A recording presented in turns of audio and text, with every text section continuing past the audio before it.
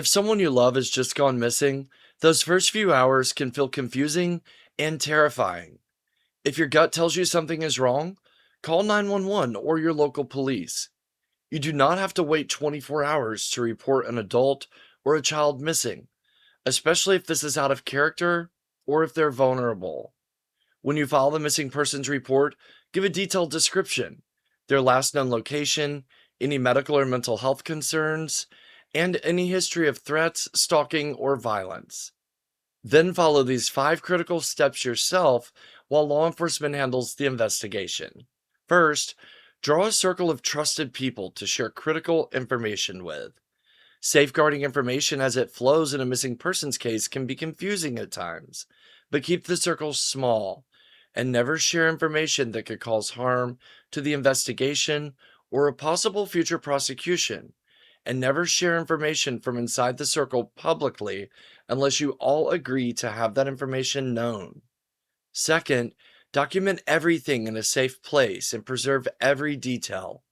Write down a clear timeline when you last heard from them, where they were going, who they were with, and any phone calls, texts, or social media activity.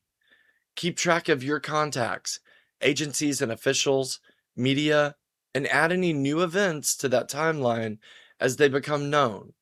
Be sure to log your communications and progress as it develops.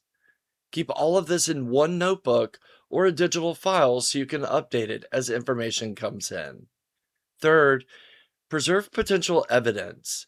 Do not clean or rearrange their room, their car, or the place they were last seen.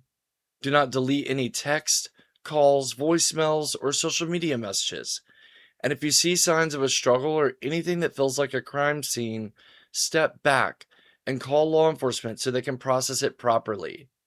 You may want to carefully bag any potential DNA items, such as hairbrush, toothbrush, or a pillowcase, to help later with search efforts or identification. Follow protocol to be careful not to contaminate your items as you attempt to preserve them. Fourth, mobilize family, friends, and a community communication plan.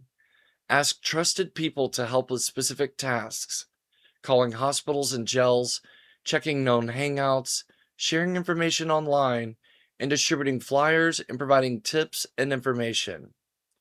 Create a clear flyer with their recent photo, name, physical description, date and place last seen, and the law enforcement contact number.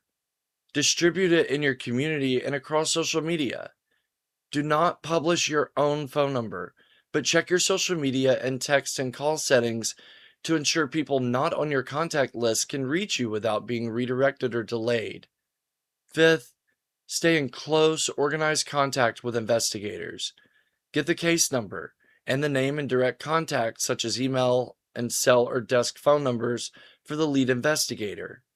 Schedule regular check ins at a specified time each day or each week to ask what's being done and to share any new tips or information.